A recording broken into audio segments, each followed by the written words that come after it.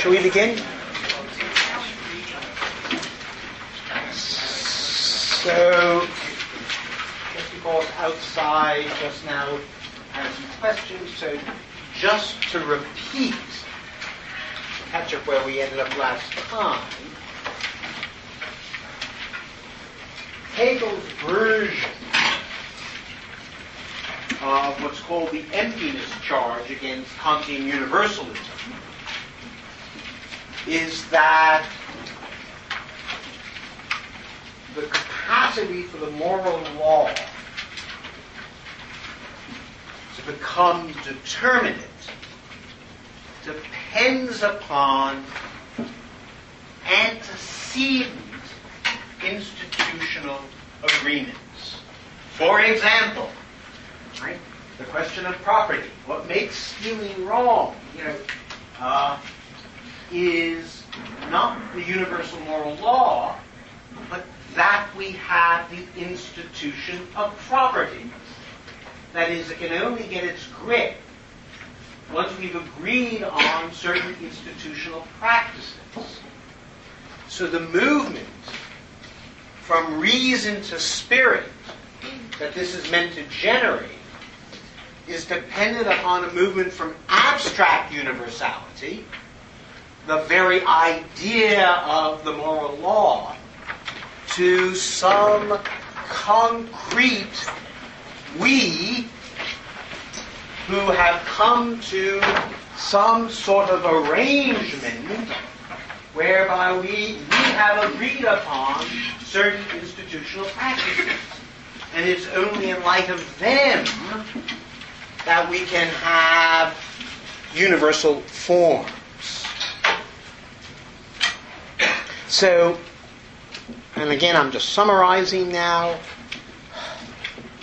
that the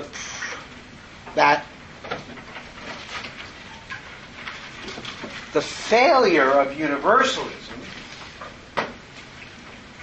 is that it's much more of a concrete historical achievement than Kant acknowledges. That it's actually only a certain people at a certain time and a certain place with a certain history that can have the idea of real universality. And that notion of real universality, even so, only kicks in, only is effective when there are the types of institutions, above all legal and political institutions, right, to give them significance.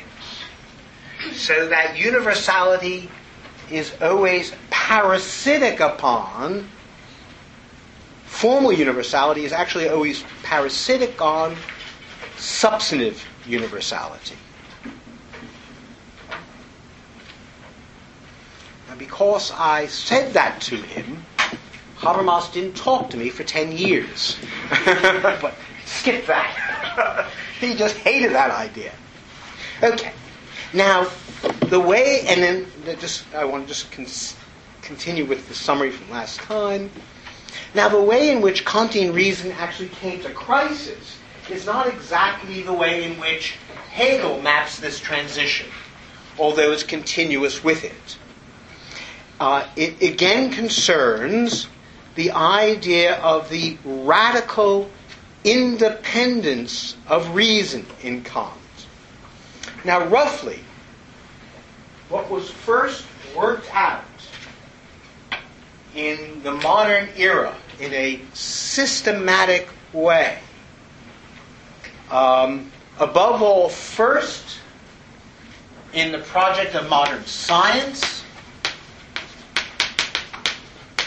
and then in the project of modern moral universalism,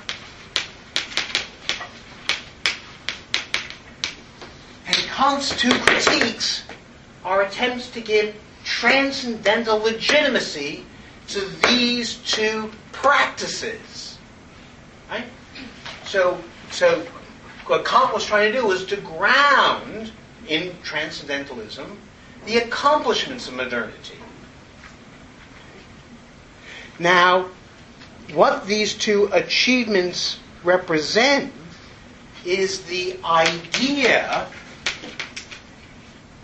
of, what shall I call it, the impersonal point of view.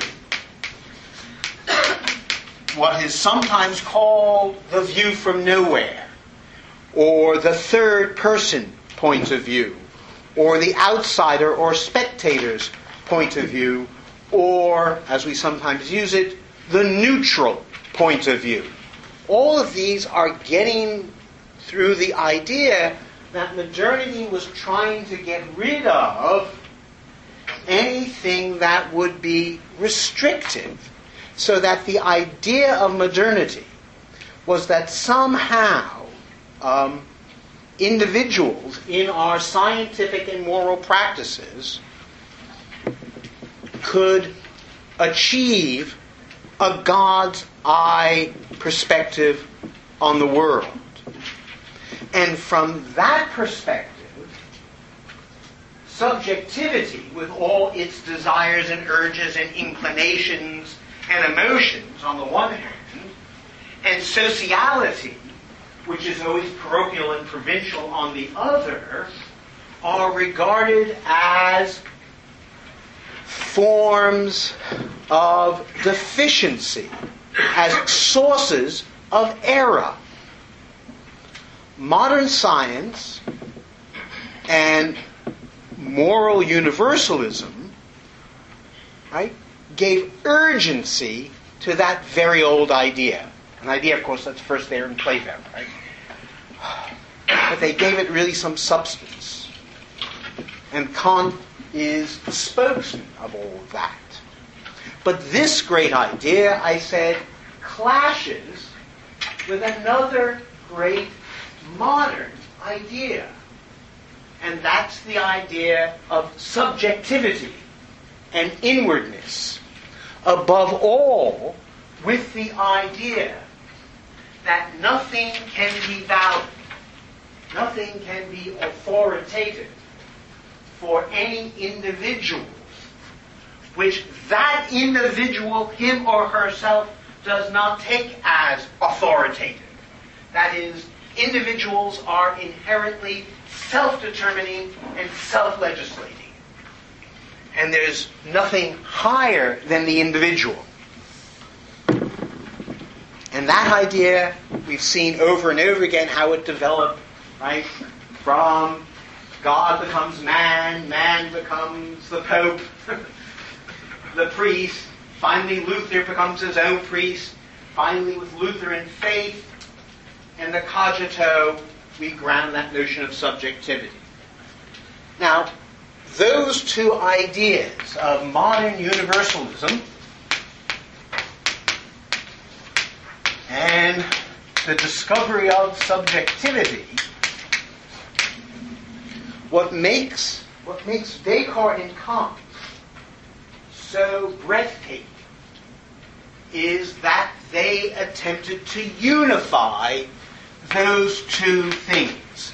That is, both Descartes and Kant tried to demonstrate that the very kernel of the subject, as you go into the most innermost recess of the subjectivity of the subject, you get not subjectivity, but universality.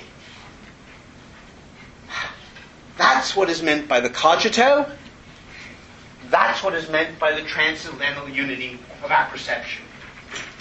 It is really the great philosophical attempt to pull a rabbit out of the hat, to square a circle, to do the trick. I mean, and every time I read it, it takes my breath away. I mean, I never get overexcited about it, but it's false. It was wrong. It was astoundingly wrong. And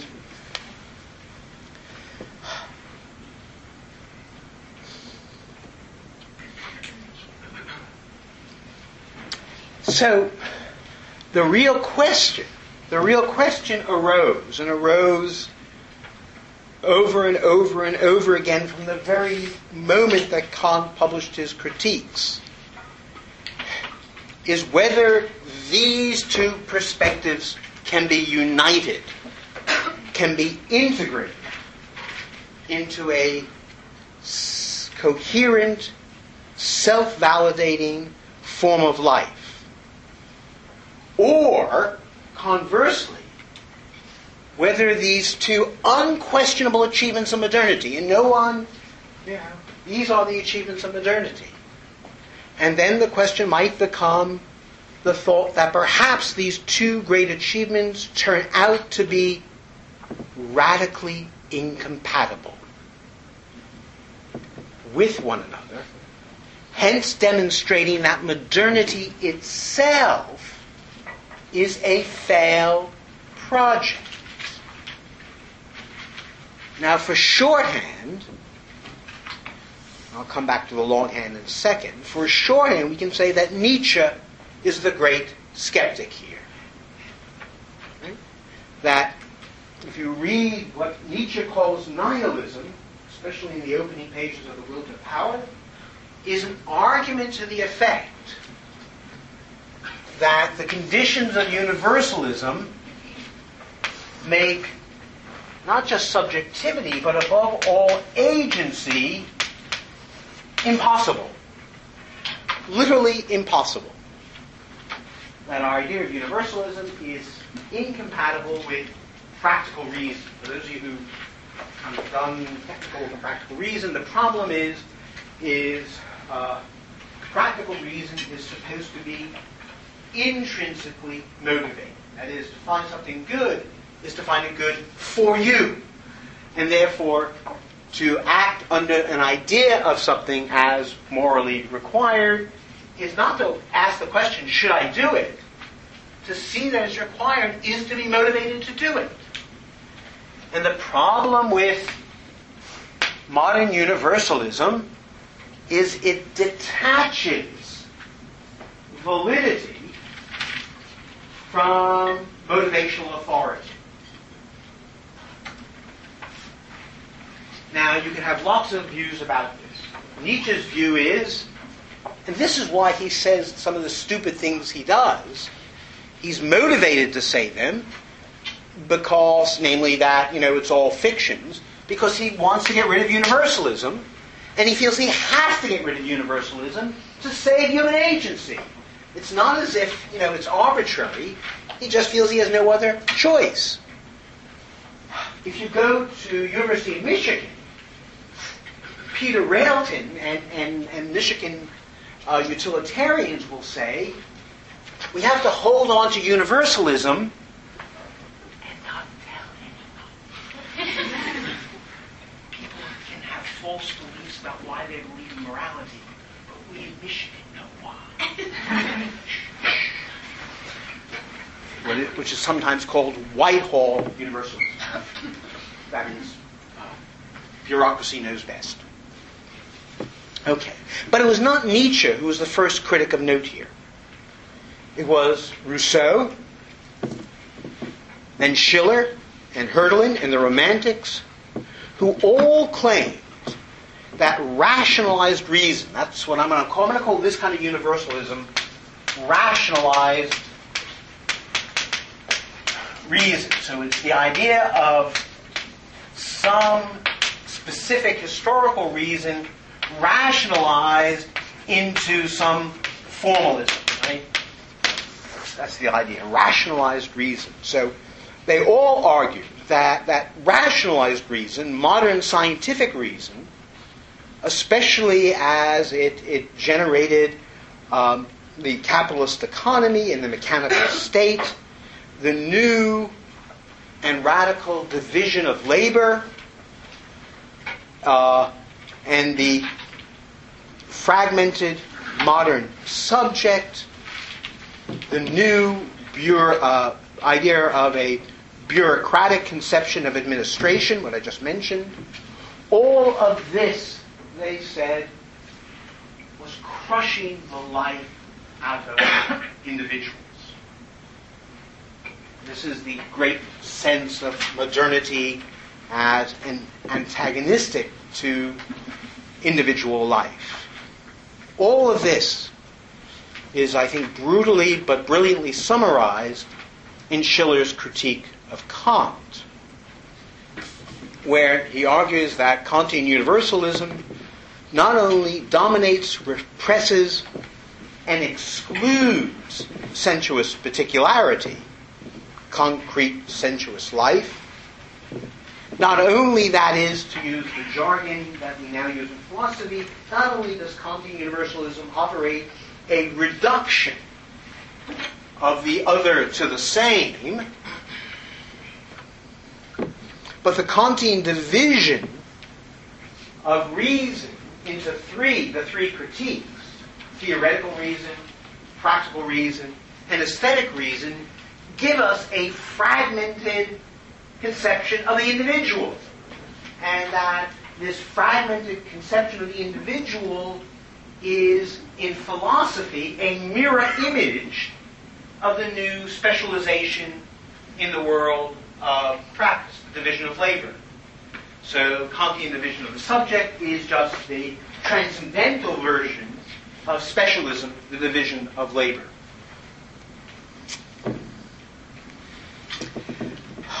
This is the critique of modernity that reaches fever pitch in the left Hegelians and, of course, in the Marx of the 1844 manuscripts and in his criticism ideology, where, of course, I want to go fishing in the morning and hopscotch in the afternoon and making cars at night, something like that. Right? But it's that image of how do we get the subject back together again?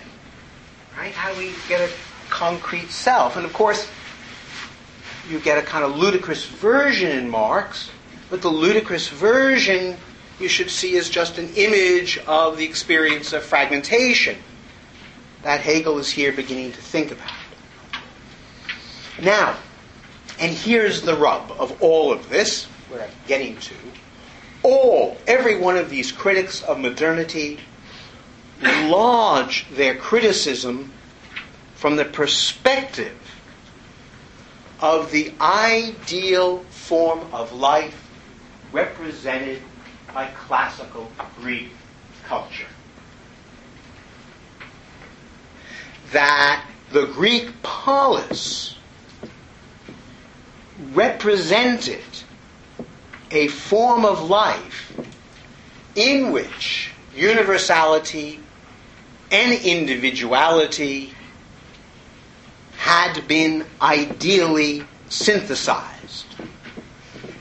This is the moment, and it was kind of there's a whole story here, because the adoption of Greece actually came, as it were, backdoored, because the person who first did this idealization of the Greeks is Winckelmann in his Aesthetics, which is really antecedent to all of this, although not without having this stuff in mind. And it was a certain adaptation of Winckelmann, who I think is much, much more important for all sorts of reasons. It created art history, for one thing, to all of this than is sometimes given credit for. But so the Greek alternative,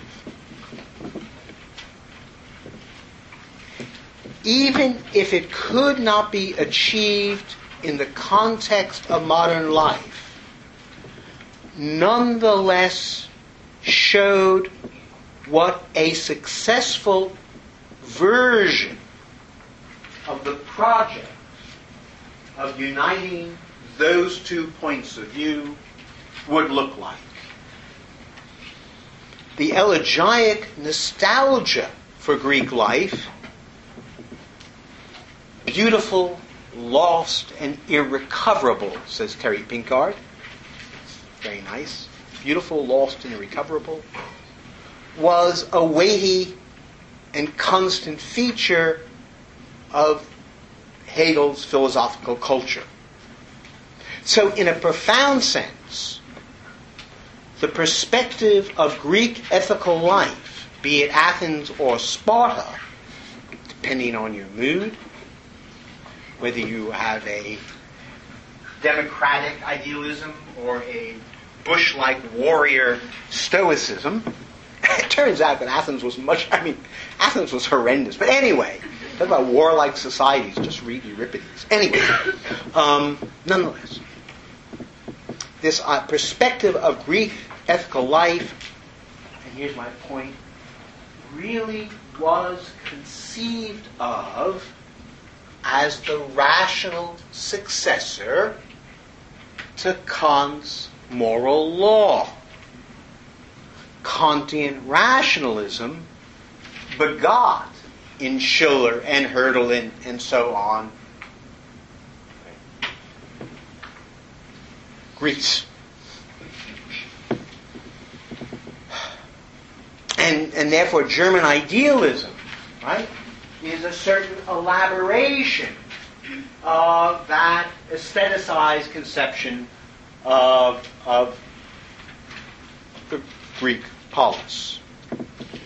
So, the beautiful form of life, as first promoted by Winckelmann, Goethe and Schiller, and then Hölderlin, was presented as the necessary alternative to the broken middle of alienated modernity. Which is the reason why the shift from reason to spirit happens the way it does. That is, the thought of what spirit is, and I'm now going to tell you what spirit is, but the thought of what spirit is came into German philosophy via the image of Greek sociality.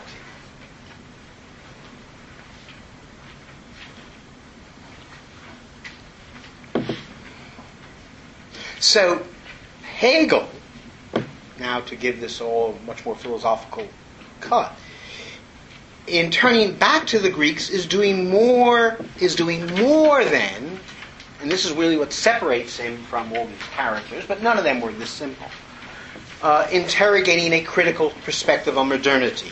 He is, one more time, radically changing the topic of the phenomenology. And he's radically changing the topic because he's radically changing our conception of what the source or ground for our being in the world is. That is, this question is still the question of what is the absolute standpoint. That is, what is the ground or source of the possibility of my having a standing in the world that connects me to the world and gives me a world that's inhabitable. The very same question that we started with sense certainty. Same question, how do I get in the world? And the answer is now going to be spirit. So, the argument runs is that in the champions of the Greek alternative, it represented, and I want to be clear about this because this also motivates Hegel's procedure here, an aesthetic ideal. And I want to call it an aesthetic ideal because above all, what Greeks represented was an image of how universalism and particularism could be united. And therefore, it was the appeal of that image that was giving it its authority in these debates. And that what happens in each of these philosophies, and I can't get into the details, but each of them try to then give some vindication of that immediacy of that beautiful image. And it always has to do with some notion of the Greeks being a spontaneous, natural, immediate, and unreflective form of life. Something like that. We'll see what those terms mean in a moment. Now, Hegel sees something else entirely. He sees another contender for the idea of an absolute standpoint, that is, Geist as the successor notion to consciousness, self-consciousness, and reason. And this new concept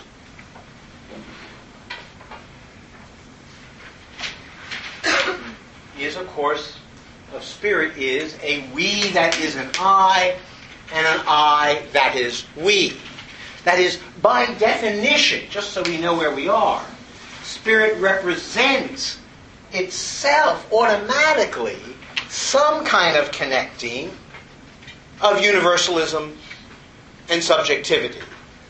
Because we've already seen that the rational successor to abstract universalism is the concrete universalism of a we. Right? But a we that authorizes the lives of particular individuals who inhabit that we. Right? So we is Hegel's, spirit is Hegel's code word for a society. So the we that is an I and the I that is a we is the radical successor concept to transcendental unity of apperception. Because, again, the transcendental unity of apperception was supposed to be the correct connecting of universal and particular. Right?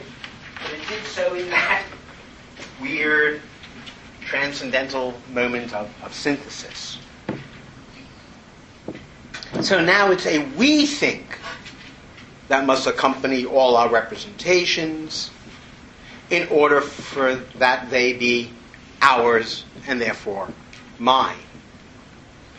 And it is just this that Hegel argues, and I'm going to spin it out now, in paragraphs 439 through 440, picking up and filling out what he had already adumbrated in paragraphs 349 through 351.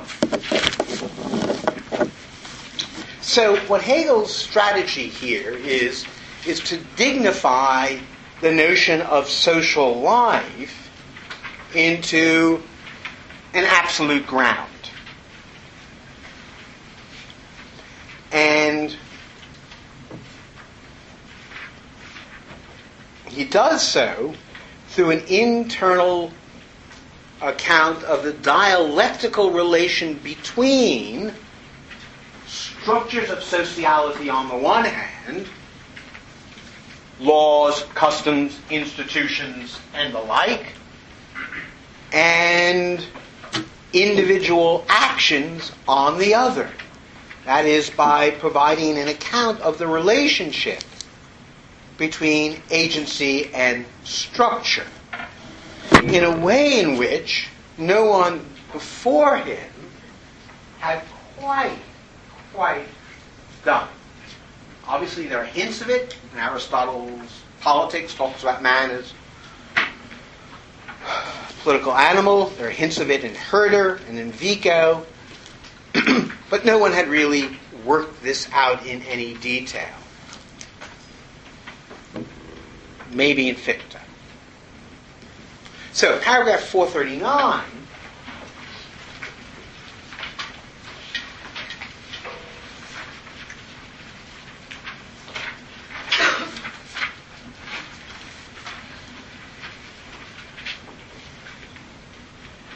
he gives you these extraordinary accounts of Geist, and you should hear, and he means you to hear, that the way he's going to talk about spirit, the way he's going to talk about social life, is the way other philosophers have talked about God.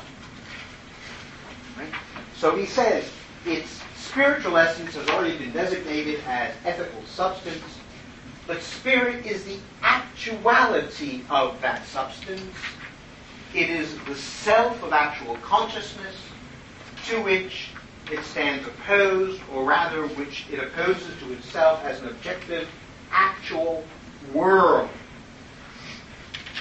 Spirit is a world, but a world which has completely lost the meaning for the self as something alien to it. Spirit being the substance, and now you get this whole theological type language. Spirit being the substance and the universal, self-identical, and abiding essence is the unmoved, solid ground and starting point for the action of all, and it is their purpose and goal, the in itself for every self-consciousness expressed in thoughts. The substance is equally the universal work produced by the action. So, I'll come back to how this works in a section, but that description is top-down. From social structure to the individual, he now does the exact opposite description from individuals back up. So, this substance is equal to the universal work produced by the action of all, and each as their unity and identity, for it is the being for self, the self-action. And so on and so forth. It goes on like that. Well, in trying to get clear about this, I want to use an analogy, and the one that Meyerhold Westphal usefully uses. He says, when Hegel says spirit, think team spirit. And so, although this pains me because if there's any constant in my life, it's the fact that since I can remember I've hated the Yankees, let's think about the Yankees for a minute. As a model for spirit. Now, the point here is to say some obvious things.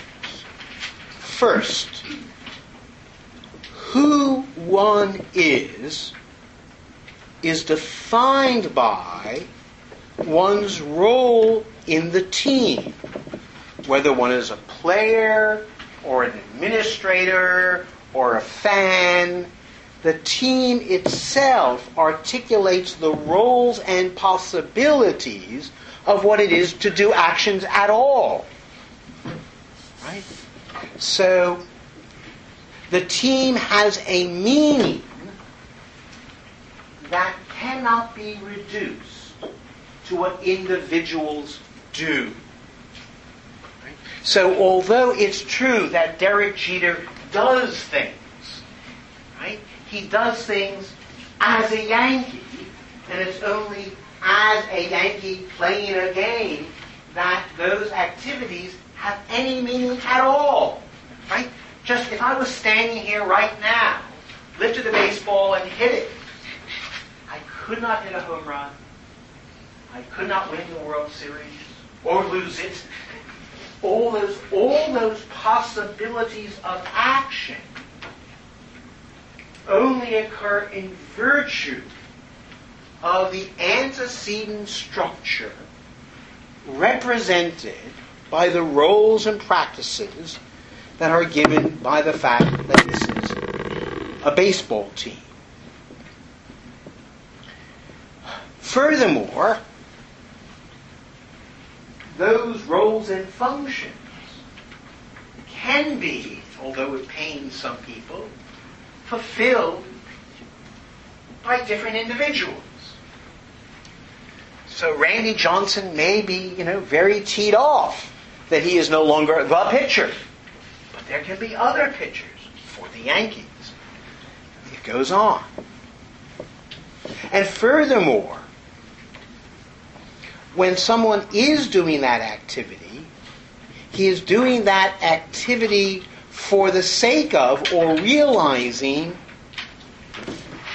both, and I want to be clear, both his or her own private end, being the best pitcher, batter, fielder he or she can be, and the goal of the society. And it's not an accident, just to remind you, that one of the pivotal moments in Hegel's thinking was his reading of Adam Smith, where he could discover how people could be, although seeking a private end, helping to further a complex economy. That in working for myself, I really am working for other people. So and producing things that are necessary for others and gaining benefit from others. So that model of the magic or invisible hand certainly is in the background here. And merely, just again to remind you that any individual member of a team thinks that although it would be nice to win the Most Valuable Player award, it would be much more valuable to win the World Series. That the success of the society, the team as a whole, its flourishing is what makes any other flourishing worthwhile. Why would I flourish when all around me sink? Now, that's true, but of course the opposite is true as well. Namely, the team would be absolutely and literally nothing at all, without the individuals who fill those roles. That the notion of shortstop or the Yankees is not some impersonal structure sitting in a world all by itself, dictating or having, as Althusser would put it, bearers or traga, rather, no, it's simply that individuals doing things with other individuals under certain conditions, given certain types of rules that allow them to do that. Further, the Yankees are also the history of the Yankees. The Yankees are a community of the living and the dead. And present Yankees justify themselves in terms of that history, living up to it, being faithful to the practices of the past, or introducing new practices, say the idea of having a closer. Pitchers in the old days, they finished the game themselves. There was no, right? As an improvement, as superior to the former practices. But the relationship is nonetheless one of dependency. So even the Yankees are a community of the living and the dead. And a reflective understanding of themselves as such a community.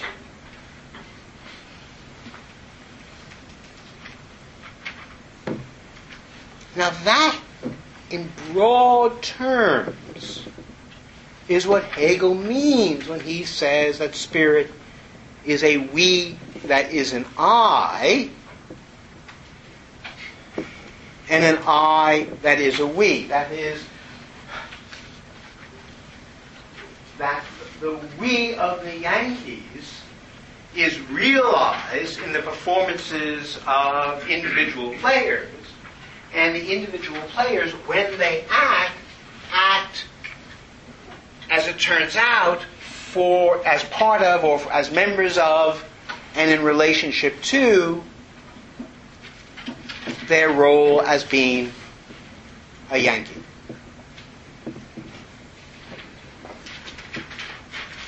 So spirit is a we that is an I. It is the history of that we that is an I, and in an I that is a we.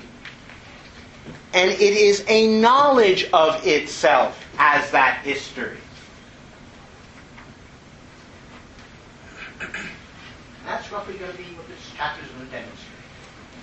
It's going to come to that moment of realization about all of those features internally, even though we've now discovered them externally. That is, we have to understand the conditions under which we have made the discovery that we have already just made. How is it we have come to understand ourselves this way? And if this is the truth about who we are, the rational force of that truth of who we are cannot be abstract. That is, cannot have the status that it has right now. The vindication of the discovery of spirit only will occur by tracing that history and showing that it compels the discovery of itself as the ground and authority of our united reflective life.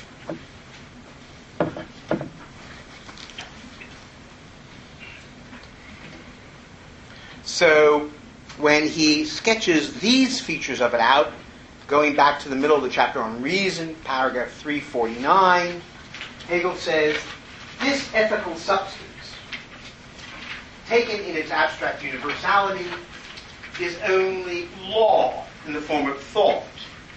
But it is no less immediately actually self-consciousness, or it is custom. The single individual consciousness.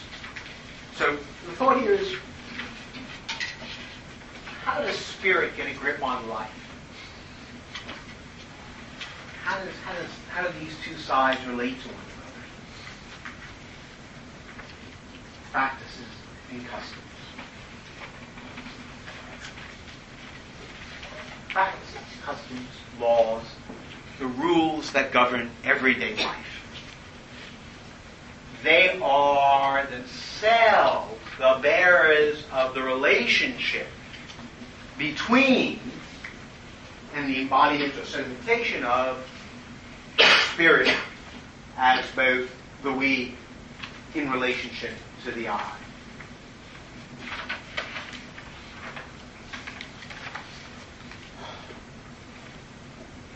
Paragraph 351, he says, about a third of the way down the paragraph, the labor of the individual for his own needs is just as much a satisfaction of the needs of others as of his own. And the satisfaction of his own needs he obtains only through the labor of others. I mean, Smith really did dig deep into Hegel's thinking about how individual and society are related. This is a great Smithian passage, but he's thinking about society generally when he thinks about it. He thinks this is kind of true more or less of all our social practices.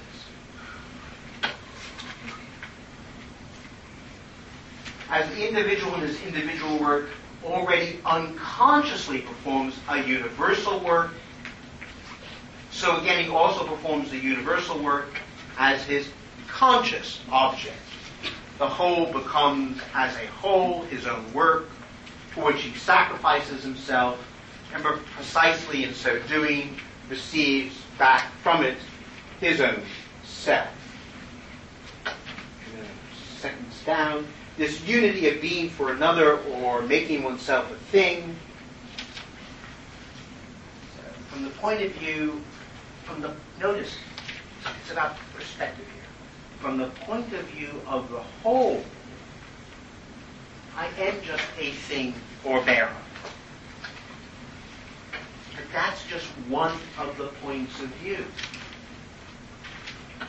The unity of being for another or making oneself a thing, and conversely of being for self, this universal substance speaks its universal language in the customs and laws of the nation.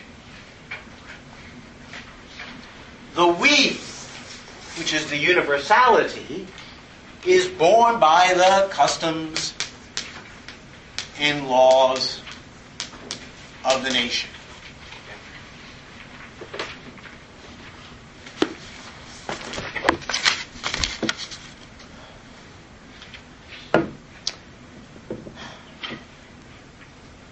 Now, one further comment here.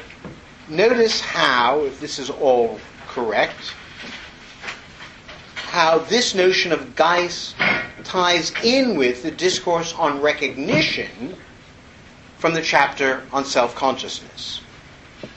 To have a role or place in society is, and I want to put it this way, is both to be recognized, cognized as having a place, and valued accordingly, esteemed, and the like. So one's being in that social role is dependent on another, indeed, finally on the whole society, because only the whole society legitimates that role, and other people recognize you as satisfying or failing to satisfy that role, right? What we call student evaluations.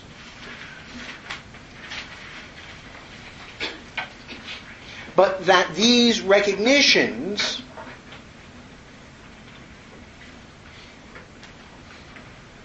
so that you are, in this sense, absolutely dependent on Geist itself for having any standing at all as a human being.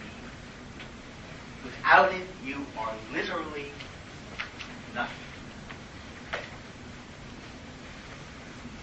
That's why Hegel adopts Schelling and Spinoza's notion of substance here and says this is the unmoved mover. This is the unmoved mover.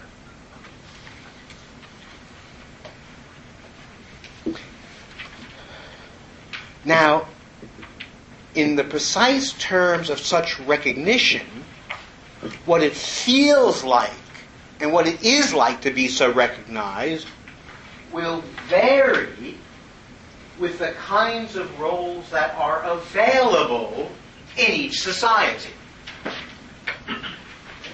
And for example, Antigone is going to discover that a role she thought valuable will suddenly not feel so good. And similarly for Creon. He doesn't have a fun time either. Nonetheless, and I want to underline this account of how one inhabits the world by inhabiting a community of the living and the dead explains why traditional societies are so resilient. Traditional societies are not resilient because they have a god or because they have religion or any of those sorts of things. Rather, it's because they are above all communities of the living and the dead. That's what religion really represents for Hegel, as I'll show later on. And therefore, they offer each individual a role and a function, and hence a generalized place in the world, which makes the world as a whole, and one's place in it, and in relationship to it, intelligible. Think of it this way. Better a bat boy for the Yankees than nothing at all. Well, we often have a problem of understanding why people tolerate hierarchical societies.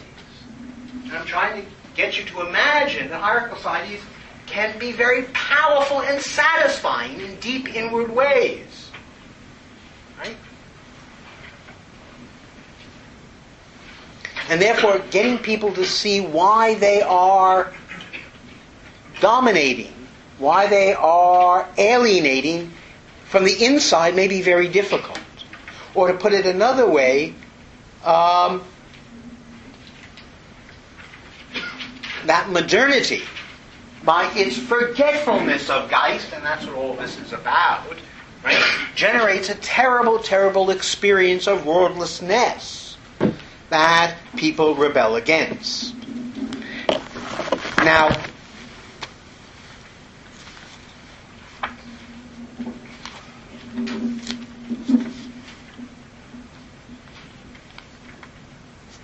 what follows from all this, therefore, Hegel puts at the top of paragraph 440, Spirit is thus self-supporting, absolute, real being.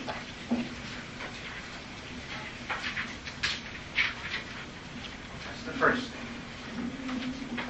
There ain't anything else. I want to be absolutely clear. And Hegel says it over and over again. It's as if people are determined not to believe him. But this is what he says. Spirit. What we've just seen it is. The spirit of the Yankees. Absolute, real being. That's it for Hegel. And furthermore, next sentence, all previous shapes of consciousness are abstract forms of it. Everything that we've read to here is simply an abstraction from a moment of spirit. Some moment of it that is in all moments of it, sense certainty and the like, or some moment of it that is tied to a particular moment of its history.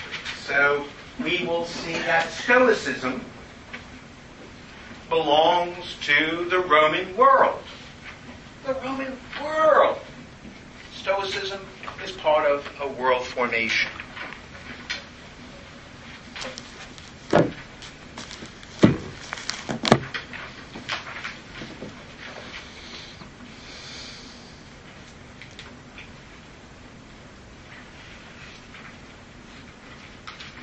It is as if I may put it this way, all previous philosophy had tried to make sense of playing a game by saying just being a hitter or a pitcher was outside of any institutional practices. So it's as if philosophers trying to say what morality was trying to think about being a pitcher, but forgot about baseball. Philosophy is that kind of abstraction from the world's and institutional practices that give its own concepts purport and meaning.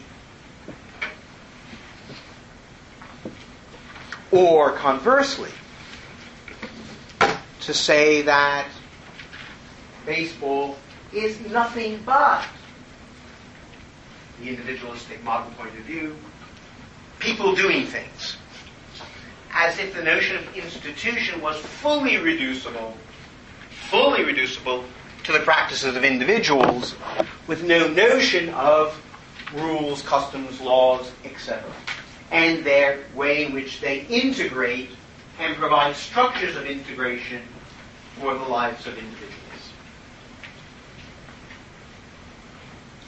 Hegel is the first philosopher who thinks philosophy in terms of institution.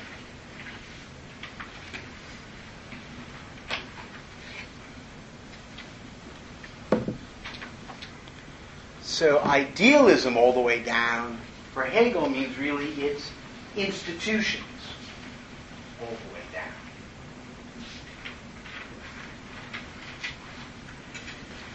Now there's one further thought here before we get on to the actual Antigone argument.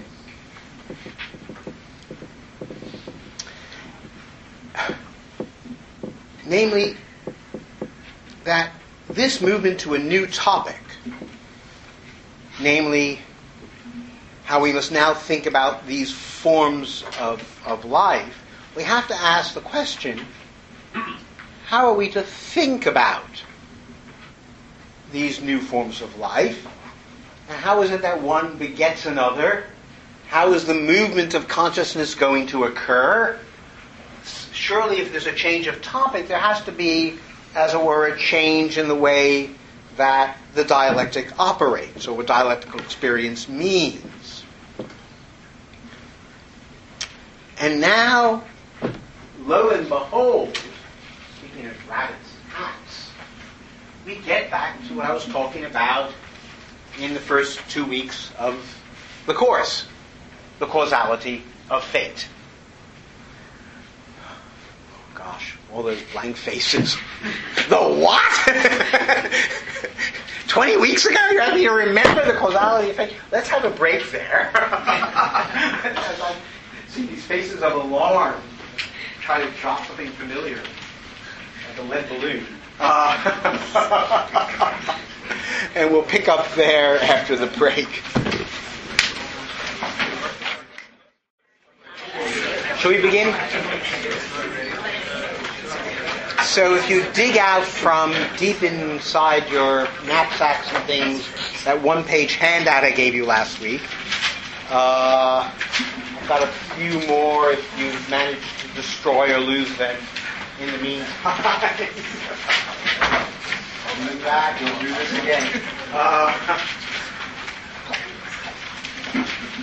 The idea of the causality of fate, and here I'm just borrowing Habermas's version rather than the one I did.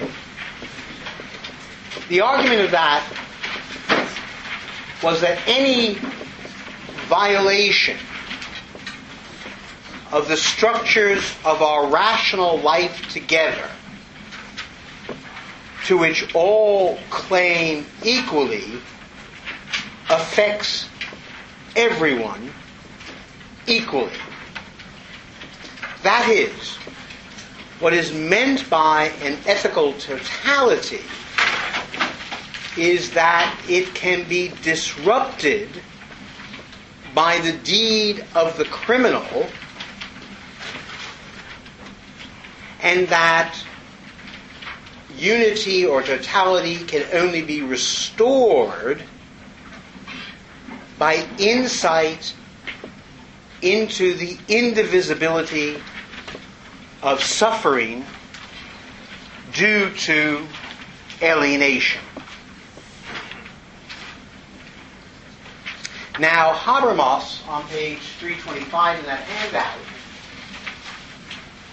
quotes and I just bring it here because it's so pretty, a beautiful passage from Klaus Heinrich, where Heinrich gives this idea a slightly religious image, but then modulates it in interesting ways. He says, keeping the covenant with God is the symbol of fidelity.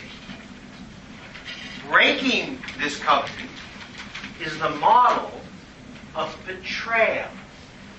So notice that although the relationship is to the covenant, the terms are really fidelity and betrayal. And now you can read to the whole, since the covenant is simply the ground of the unity of or the image of our life together.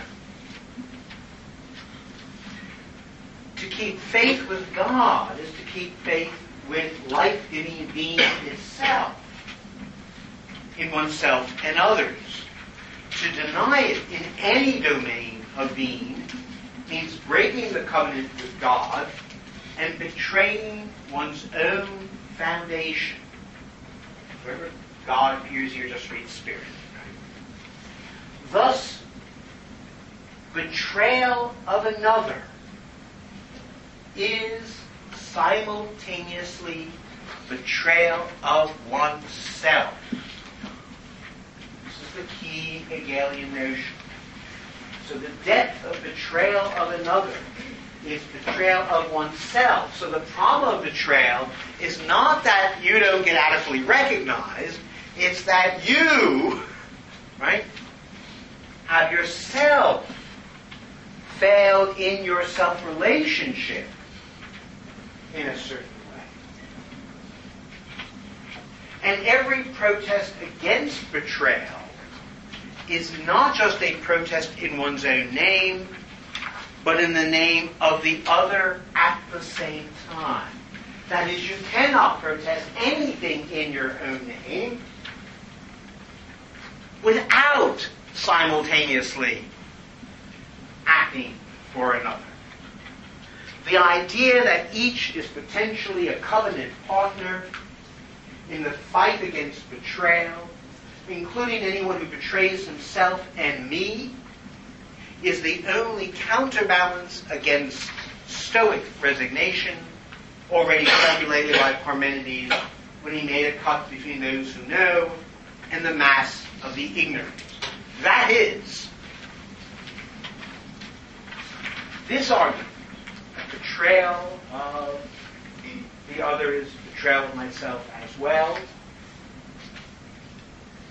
is the only way to have a non-Platonic ethicality. Because otherwise, ethics is always going to be just a form of Stoicism. Unless the stakes of my action are intrinsically in that action, the stakes of the totality of which I am a member, unless that is the case, then morality simply becomes a private game between me and some abstract absolute. And there is no other alternative.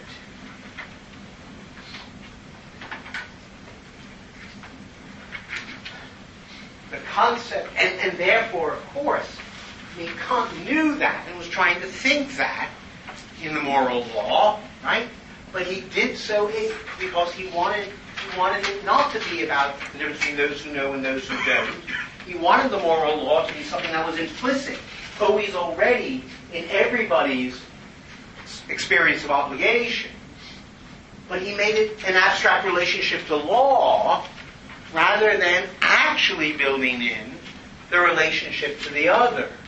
So the relationship to the other is always mediated by the idea of law, and therefore my obligation is to law and never to the other.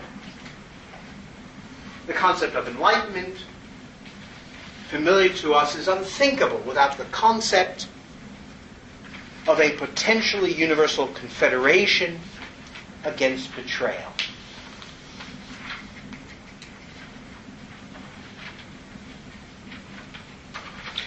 And then the final sentence of the paragraph, picking this up, Habermas says, in the restlessness of the real conditions of life, there broods an ambivalence that is due to the dialectic of betrayal and avenging force. Avenging force is what I'm interested in here. That's the causality of fate. That is, what happens when I do a deed that transgresses against the totality. What's wrong with Heinrich and what's wrong with Habermas is that, at least even on this image, it is a wildly, overly moralized account of our united life and our life together. It somehow relies on a tightly bound conception of ethical totality. What Hegel begins doing in the first chapter on spirit is shifting the idea of transgressive action and criminality, acting against our life together, in another direction. Hegel came to see that the best analogy for transgressive action is tragic action. And what I'm going to say over the next 15-20 minutes is something like Hegel wants to think of tragedy, use the idea of tragedy as a post-liberal conception of how to think about the meaning of action, überhaupt. So he wants to use tragedy, for reasons I'll come to, as part of a broader theory of action. Tragedy gives us, I'm going to suggest, a new conception of action. Or an old one. For Sophocles, tragic action maps the limits of culture, above all of human self-sufficiency and of social self-sufficiency.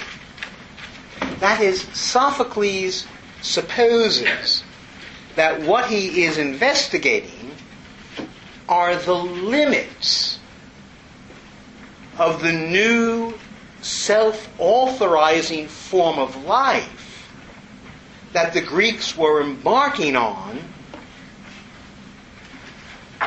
in the name of, Sophocles is speaking for, the older religious ethos, and which Aristotle came to read. When Aristotle reads the tragedies, he reads that older religious ethos is simply a code name for nature. For nature as of the condition and limit of culture. Now, what Hegel sees in tragic action is in part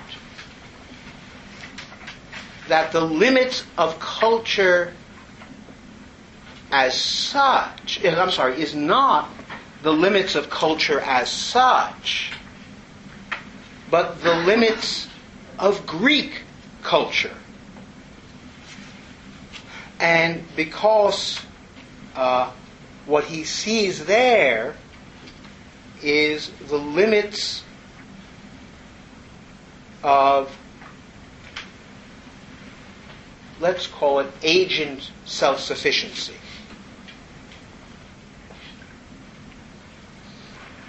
Nonetheless, the argument I want to push is that the pattern of the causality of fate, of the return of the repressed, in Hegel, is a version. Remember we talked about experience as a turning around and then a moving on to the next step. In Aristotle's account of tragedy, this is peripeteia and anagnoresis, conversion and recognition.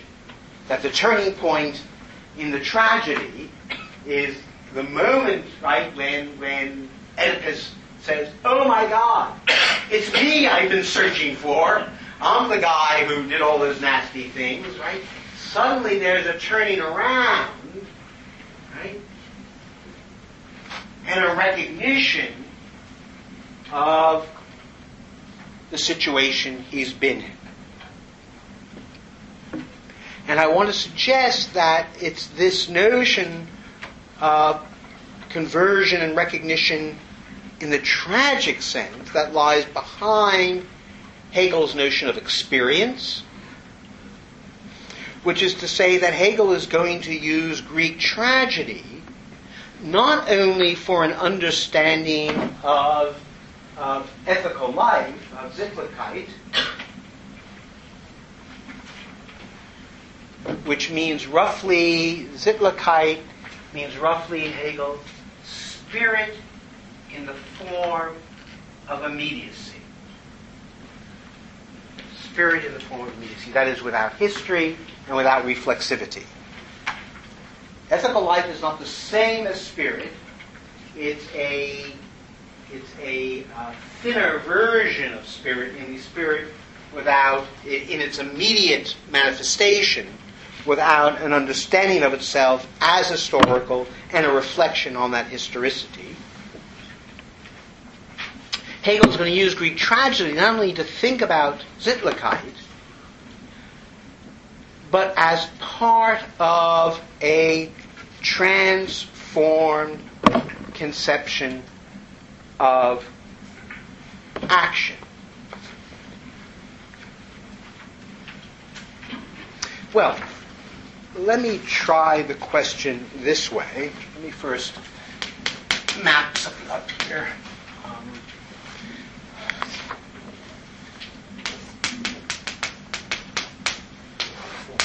Spirit, narrative,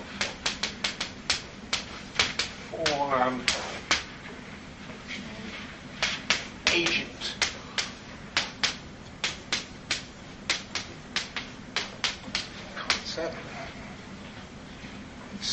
with ethical life,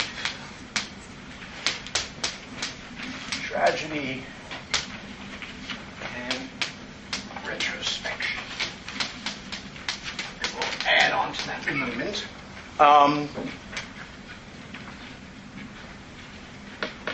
I've said that the spirit is about the structure of the relationship between individual and community. How does an individual agent relate to a larger whole of which he or she takes himself to be a particular part?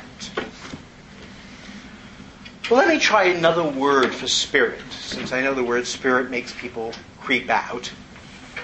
It's worth remembering that Hegel really came into France via both Kojève and Jean Hippolyte.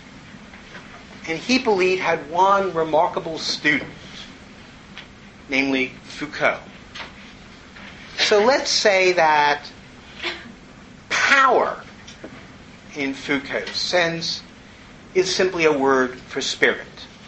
I just take this, anyone who's read Hegel and read Foucault, it just looks obvious.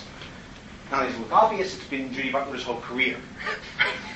That's all she's done is work up Foucaultian ideas with Hegelian energy. So the subject, as Foucault puts it, is produced by power. Power only exists by people acting, producing, and reproducing themselves and the forms of power they are parts of. Power acts in and through the subject. Agency exceeds the power by which it is enabled.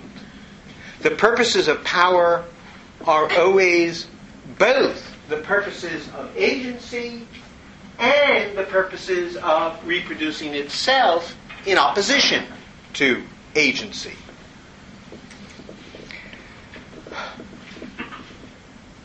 The foundationalism of the subject, namely the belief that we each have, that we are not conditioned and that we are autonomous, is itself an effect of power, an effect achieved by a reversal and concealment of its prior working. That's the way in which Foucault gives power a Heideggerian twist. That power operates by concealing itself as power. Right? Probably this isn't the way Johanna talks about Foucault. But anyway, spirit can only affect itself by hiding itself, or that's been its history.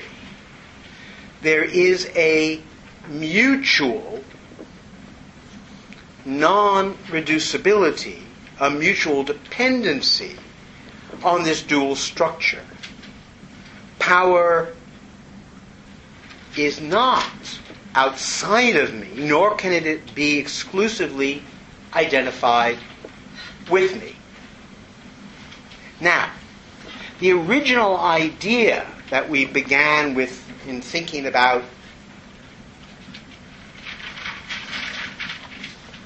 how to talk about consciousness examining itself was that we would compare a concept of an object with the experience of that object.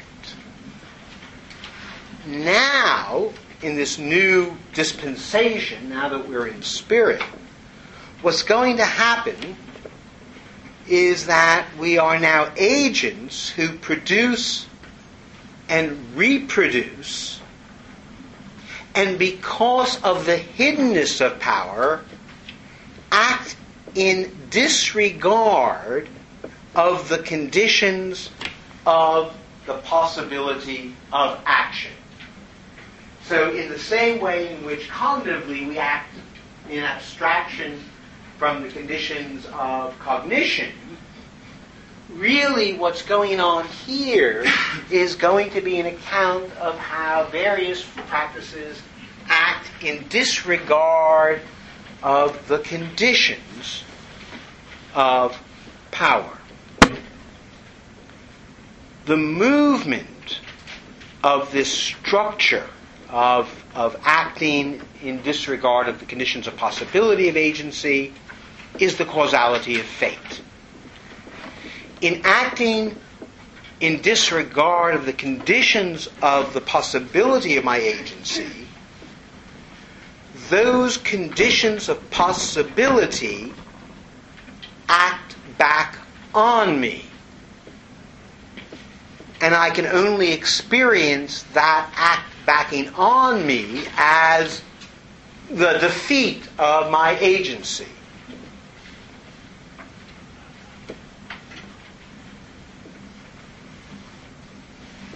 As fate. Something. I have undermined my own conditions of agency, and so in Hegel, the notion of spirit, call it power, you can see why Foucault spends so much time trying to say why he's not an Hegelian, right? Because he is.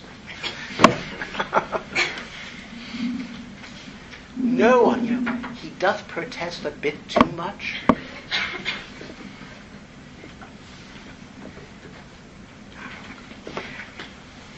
The notion of spirit replaces the notion of united life, and the structure of the phenomenological unfolding is going to concern the movement of spirit itself. So the original thought, namely of criminality as law-breaking, and we discovered that this narrows the notion of the kind of action we have to think about. Hegel realized that he could only use the notion of the causality of fate as a significant model of human action if it was not coextensive with moral wrongdoing or acting from vicious motives. Not every act of separation, and that's what we're interested in, acts of separation, acts of, let's use a bland word, an Hegelian word, acts of negation. Later on, I'm going to call these acts of transgression. Not every act of negation or transgression involves the possibility of losing a world. That involves the possibility of losing a world, is done in order to injure or harm. Is not done for the sake of injuring or harming. Even in the spirit of Christianity, Hegel argued that there can be transgressive actions that are morally blameless. Now, why am I sweating here? You're thinking, why is he sweating so much? Because we've got to think about a notion of wrong or harm or responsibility that's different from or wider than moral harm or moral injury or moral responsibility. Now, Hegel thought that he could do this. He says that fate can be aroused even by guilt without crime. How can there be guilt without crime? That's what I guess I'm interested in. How can there be guilt without crime? Well, part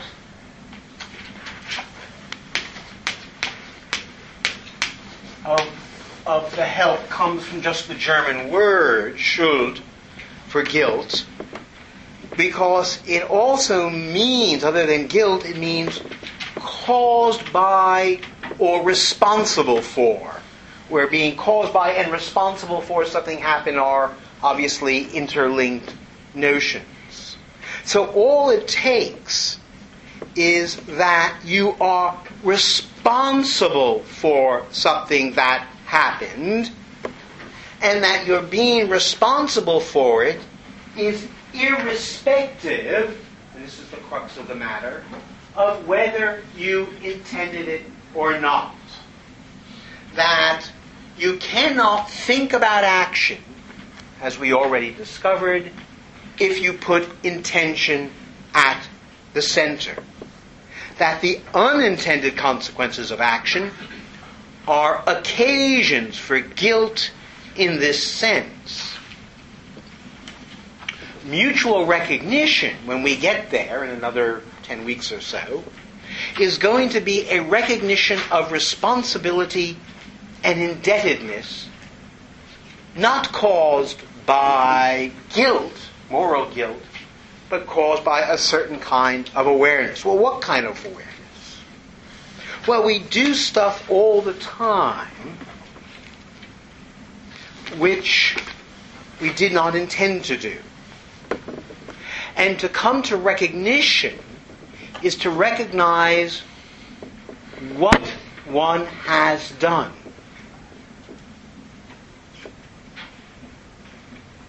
So, of course, what occurs is normally the consequence of some sort of negation, transgression.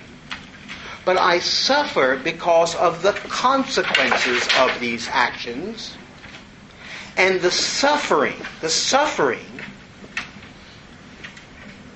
my sense of responsibility is the return of the oppressed. That is destiny, or is fate. Tragic recognition is Hegel's original model of how recognition occurs. Recognition is always a turning of consciousness, and if recognition is first of all tragic recognition, then it follows that Hegel's model of action is at least in part tragic action. As I'm going to suggest in a moment, Terry Pickard mentioned this, but I think he didn't go far enough. For Hegel, various literary forms give a privileged access to the understanding of the meaning of action. I put what I want to say this way, that literary forms are to human agency and individuality what language games are to a form of life. That is, that we are the kind of people who are agents, right? Only gets picked up and thematized adequately by us having certain types of literary forms, certain types of narrative forms. So the thought is that narrativity is the language game, narratives of various kinds, including tragic narratives. Narrativity is the language game appropriate to the kinds of being who are fundamentally self-conscious agents in the world. And I'm saying you're not going to be able to think about the meaning of agency. What agency is, if I may use a Platonic phrasing, apart from thinking about these narrative forms. That these narrative forms are the forms intrinsic to these types of phenomena. And above all, what tragedy is going to show, and this is going to take us throughout the whole of the chapter on spirit, but it's going to start right away at the beginning. What tragedy shows, above all, is that the meaning of an action can only be had in retrospection. That almost all theories of action are prospective. Right? They all have the belief in desire model or the intentional model or the purposive model. They're all futural. There's Sartre with all his projects. Everyone thinks of agency as the agent projecting themselves forward. And the discovery of tragedy, the discovery of the epic, even before tragedy, is that that view of action is partial and inadequate, even to understand the simplest meaning of an action. And that actions, in principle, cannot be comprehended adequately. And when I say comprehended adequately, I mean what the action is, therefore what you have done, and therefore who you are and what you have desired, except retrospective. That action requires retrospection. And the reasons for this I'm going to mount up ad nauseum, since, as I've already indicated, much of the chapter on spirit is about the meaning of action. That really is Hegel's topic here. So the strategy of the chapter on spirit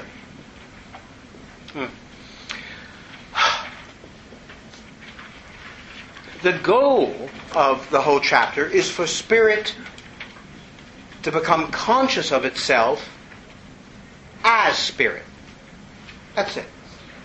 Spirit has to become conscious of itself as spirit, which means you and I, since we are weaves that are eyes, and have to become conscious of ourselves as fully spiritual beings, in Hegel's sense.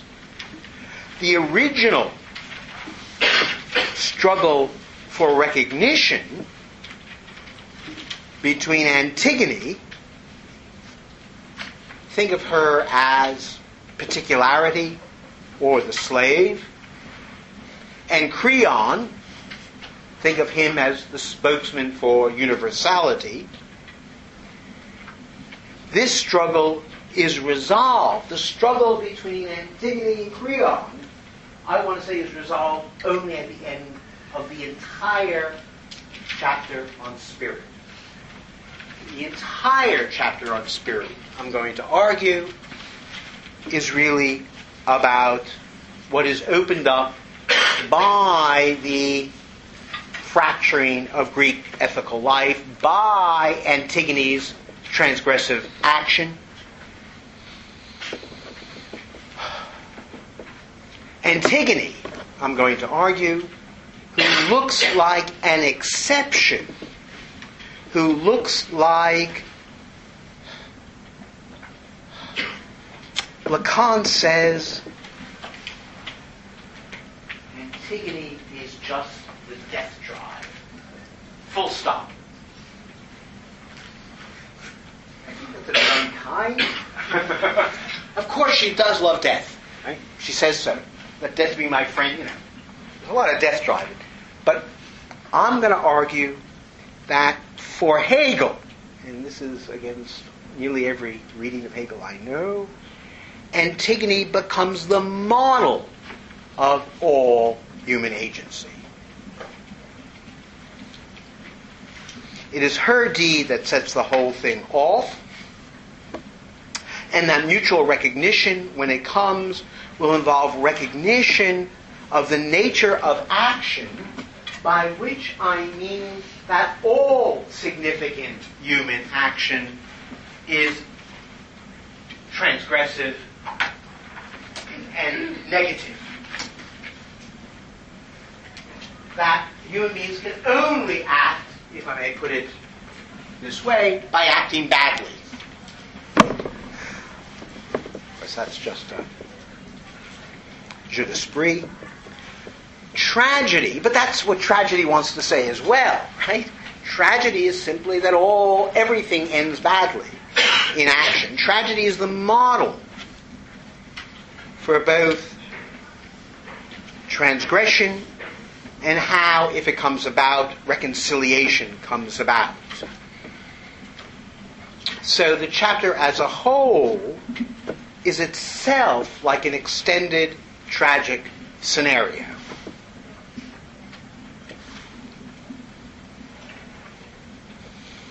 Now, Alan Spate, in his book called Hegel, Literature and the Problem of Agency,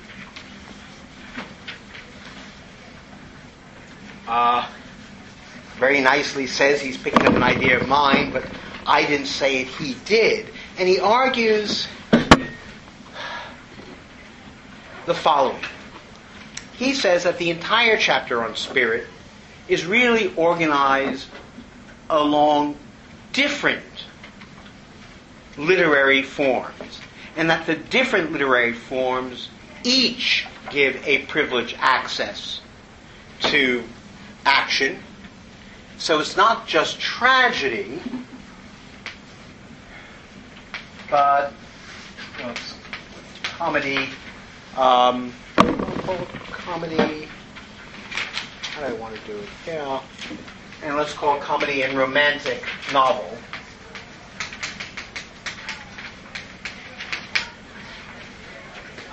And this is going to be the section on culture.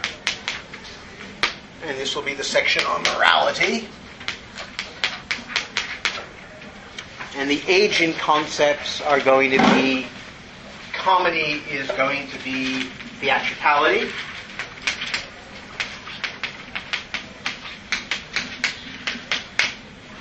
And the romantic novel is going to be about forgiveness. Okay. So the argument's going to go something like this.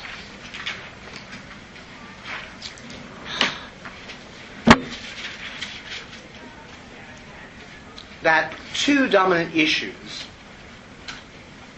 or that concern action for Hegel, are first the question of retrospectivity, and the other is theatricality.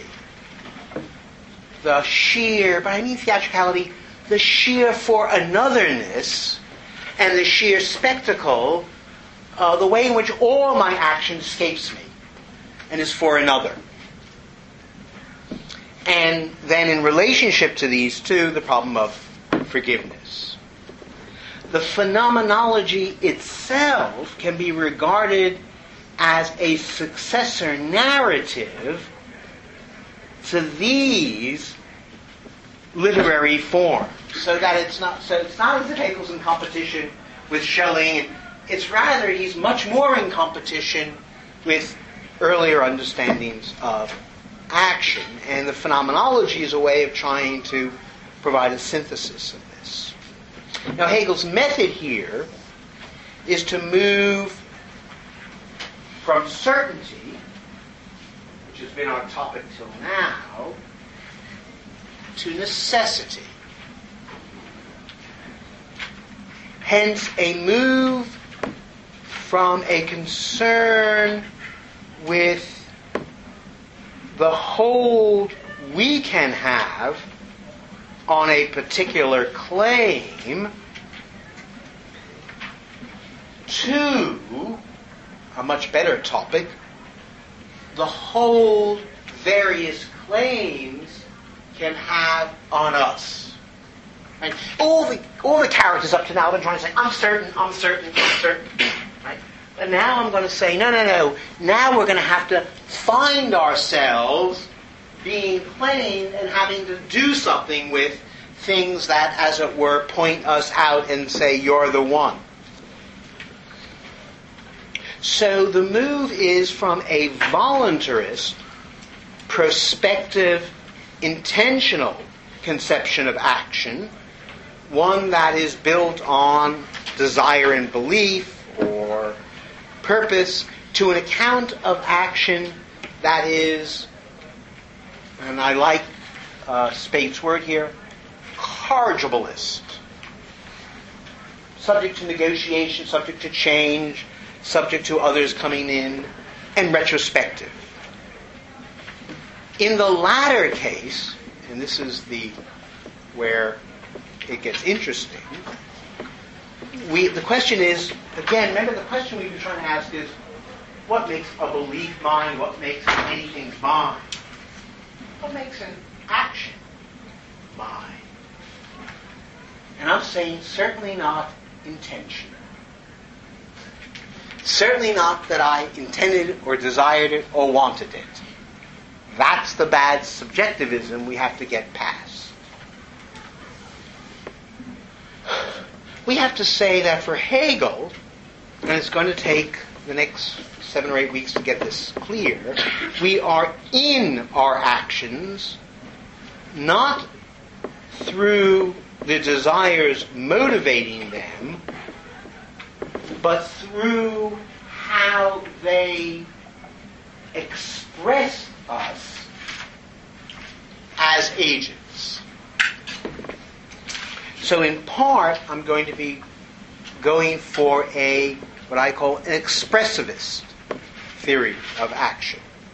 For this, the mindness of an action is subject to intersubjective negotiation, and it is through the practical identity of the agent which occurs through those negotiations that recognition occurs. I might put the point in another way. The phenomenology has a therapeutic or pedagogical task. And that's the task of cultivating or transforming the reader into the space of reasons. And not just any old space of reasons, but our space of reasons in particular. So the transition to spirit, which generate a certain reconsideration of the claims of Greek ethical life, occurs in a way that now seems, and now this is, I think, the question Paul was asking at that time, that now seems to press on the individual.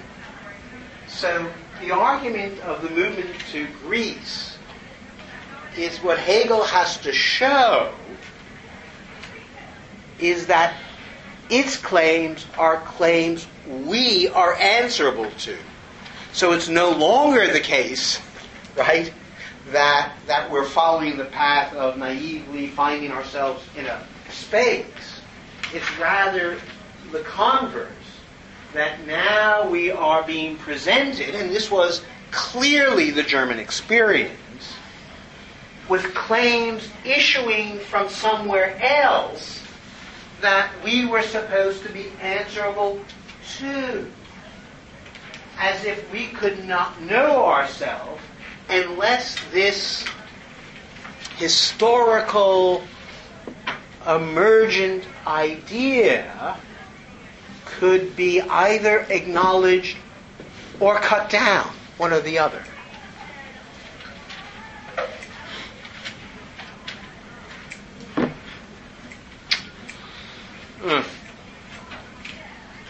Okay.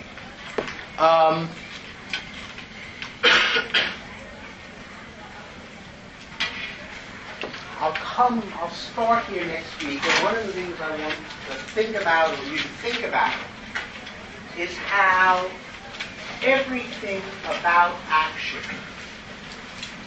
is mediated. Great Hegelian word. How the desires you act on are not your desires. They came from somewhere else. And moreover, you don't know what they are. And furthermore, you don't know what they mean until after you've acted. And furthermore, what you've done when you acted is not up to you. And we can go on and on. We have, and we must have, I want to be very clear, this is why Hegel is so hard. We have an intrinsic first-person understanding of ourselves. And Hegel is trying to say that that natural and spontaneous view from the inside is not wrong because science tells us it's wrong or because biology. No, it's not that kind of outside. It's that we are not inside ourselves in the way that we think we are. That our very insides are already an outside of ourselves in a deep and responsive way, and that the nature of action, not thought, not theory, not reflection, but action, is the movement of ourselves outside of ourselves in our relationship to others. And if we get lucky, we have a bright, sunny day and a good wind, someone might tell us who we are. Okay. Antigone next week. We'll get there.